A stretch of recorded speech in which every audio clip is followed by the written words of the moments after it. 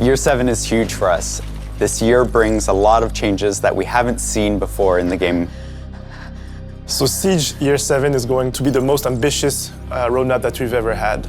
We are challenging ourselves to redo things and to rethink how we approach our seasons. What this means is that we're going to be challenging ourselves to see how we can improve the game at all levels.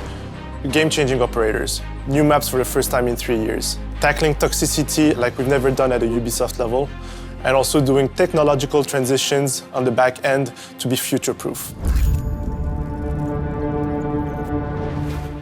So for Year 7, we'll be bringing 4 seasons as usual and a new operator each season. First off, in Year 7 Season 1, we'll be heading to Japan, so a country that we already visited but that we love. In Season 2, we'll be heading back to Europe, in Belgium more specifically. In Season 3, we'll be heading back to Asia, in Singapore. And in Season 4, we'll be heading to South America, in Colombia. First off, in Season 1, we'll be doing an Irish Country Club map. In Season 2, we'll be bringing a new map, which is a team deathmatch map set in Greece. In Season 3, finally, we'll be heading to Singapore. So there will be 2 versions of the Year Pass, the Year 7 Pass and the Year 7 Premium Pass. We know that a lot of players like the one-stop purchase that was the Year Pass. This is why we're bringing it back for a time-limited period. This will give you the access to the 4 operators in early access like before, exclusive customization, and access to the 4 Battle Pass. Player Protection, c'est un sujet qui est très important pour nous. Nous avons travaillé sur un set d'options. Avec le lancement de la saison 1, nous ferons aussi des améliorations au niveau de la détection des abus qui sont effectués par des joueurs et qui déconnectent juste après les avoir faits. En saison 2, nous allons nous attaquer aux récidivistes qui abusent du Friendly Fire. L'abus du Reverse Friendly Fire est aussi quelque chose que nous n'acceptons pas. La résultante de cette sanction est induite par le fait de ne plus pouvoir faire de Friendly Fire à travers un match sur une durée long terme. Nous allons appliquer ce système-là aussi au voice chat, mais aussi au chat écrit. À partir de ce moment-là, nous allons ajouter des options de reporting au sein du match replay. Nous vous avons entendu, nous savons qu'il est important de pouvoir reporter des joueurs qui ont fait du harassment, de la toxicité ou qui ont généré du cheating. Aussi, avec la saison 3, nous ferons l'introduction du Reputation Score et avec le lancement de saison 4, un système de récompenses et de sanctions commencera à être déployé. Notre but, avec cet ensemble, est de bloquer les récidivistes et de fournir un environnement qui soit plus sécuritaire et fair.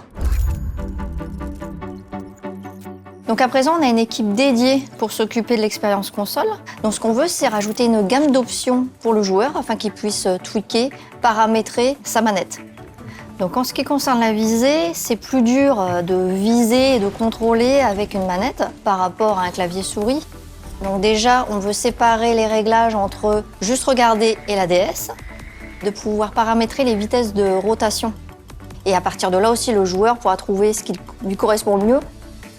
On veut davantage personnaliser les récoltes sur console. Parce qu'aujourd'hui, on applique une valeur stricte arbitraire de 20% en moins de recall pour les joueurs console, et on veut sortir de ça. Donc on veut vraiment prendre les weapons et puis les paramétrer de manière individuelle, comme on le fait déjà sur PC. Donc le champ de vision sur console est restreint. Les joueurs PC peuvent paramétrer le champ de vision de 60 à 90. Par contre, sur console, les joueurs sont bloqués à 60 et n'ont pas de possibilité de pouvoir jouer avec ce chiffre. Donc ça, c'est une frustration pour les joueurs. C'est quelque chose qu'ils demandent depuis très longtemps. Donc je suis contente de dire qu'on est en train de travailler dessus. Et donc là, ça va offrir plus de confort pour le joueur parce que finalement, ça va élargir le champ de vision. Donc ils vont pouvoir voir des choses, plus de choses, d'éléments autour d'eux. Alors pour régler le champ de vision, l'idée c'est d'avoir comme sur la version PC, avoir un slider. Il y a vraiment l'aspect tactique et de voir des éléments en plus et donc de pouvoir plus vite réagir. Donc ce qui est très important dans notre jeu. Siege is a complex game, so it's going to require multiple angles for us to work on in order to ultimately introduce new players to Siege or to help players returning to Siege notice what's different about since last time they played.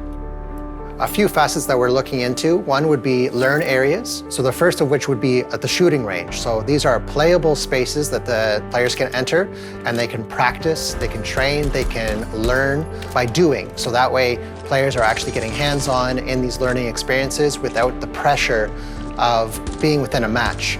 You know, the ticking timer, the fear of contribution towards your team. We want to give players a space where they can set aside some time and they can learn and they can discover and use this information to better themselves in Siege. Some of the new onboarding tools we're working on are operator tips. Operator tips are going to be accessible whether in your operator album or even in match, which allow you to pull up information about each operator and tell you a little bit more about either the operator itself, the gadgets that they come ready to use, as well as the secondary gadgets and anything that might be specific to attacker or defender.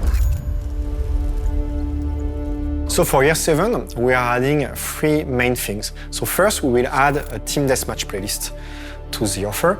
Then we will revamp the rank experience and also add the permanent arcade playlist. Today, the team is not very happy about 2 things on rank. First, it's seen by the player as a progression system, that you should progress in terms of ranks, but in fact the system is trying to guess your rank as fast as possible and it's not at all a progression. We want to fix that. With the new system, it will start in copper and will always go up until it reach his bronze and maybe reach silver or might reach gold. So first, we are improving 2 things for the reward. The number of rewards you will get and also the way you get them. What we are changing is that we are making every rank 100 points from each other and we are putting a reward for each rank. So right now, the current target for the new rank system is year 7, season 3. By adding permanent arcade, we decided to create a playlist where you will have the different arcades that we've created rotating every week. We want Siege to be less stressful and more welcoming.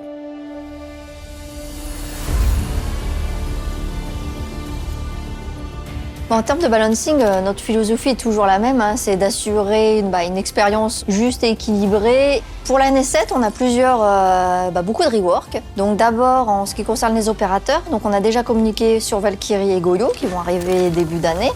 Mais aussi, nous travaillons par exemple sur Zero pour que sa caméra n'auto-perce automatiquement la surface, mais que ça soit un choix du joueur, donc que ça soit manuel. Nous avons aussi Bandit, donc de pouvoir déployer une batterie, plusieurs batteries sur un même mur. Nous avons Dokebi, donc Dokebi qui puisse affecter les joueurs éliminés par son appel. Et le gros rework là en cours, c'est Thatcher. Aujourd'hui, avec les retours de la communauté, on voit que le jeu est dans son meilleur état en termes d'équilibrage. Donc ça, c'est très important pour nous parce que ça nous ouvre d'autres portes. I'm really proud of the work that's being done in order to ship all of this content for you. In order to ship all the content that you've just seen, crossplay and cross-promotion is going to be taking a little bit more time. Also, the technological transition that we need to do as a live game that has 6 years of life behind us is taking a little bit more time than expected. Crossplay and cross-promotion is going to be shipping towards the end of the year. This is probably the biggest year that Siege ever has. When it comes to the competitive roadmap for this coming year, we'll be heading to different regions across the year. For our first major, we'll be traveling to North America. The second major in August, we'll be heading to Europe or maybe Middle East. And the last major in November, we're going back to the Asia-Pacific region. Our team has also been making long-term plans in terms of the 6th Invitational. We know that starting in 2024, the SI will travel the world. We're also adjusting the tier system of R6 Share. We'll now be having only 2 different tiers for our partner organizations. Tier 1 will have 15 allocated slots, meaning that more teams will have the full bundle of items. Every other organization will fall into the Tier 2 category. This means that overall there will be more items for you to purchase and to support your favorite players and teams. These were the high-level updates for R6 Esports in 2022. But we have a lot more information coming up on our website and our social media channels. We've had a difficult time these last couple of years working from home through the pandemic. The thing that stands out the most is the resiliency that this game has, that the development team has. We're still bringing a lot of exciting content to the game, and we're going to have our best year ahead, onboarding, new maps, player behavior. We're really excited to bring things that are going to be talking to all of our player base. Whether you're a casual player to a pro players, this is the commitment that we're doing this year. With year 7, the entire Siege team is excited and ambitious. We want to deliver more. We really want to make sure that everybody who is playing the game feels like they belong, that they can still contribute to the game, and the game's still fun to play on top of that core. The roadmap brings a lot of visibility, and we also want to continue our improvement in communicating with you, the community, and the players. So you'll see the roadmap change every single season as we update it when we want to add new things, but also with the nature of a live game, things do change and we do shuffle things around. So you'll see at the start of every season, we're going to update this message and make sure that you're up to date with what we're doing. I love this game. We'll always try to push ourselves to do better and to give more to you, the community. And that's our promise to you. Siege is here to stay.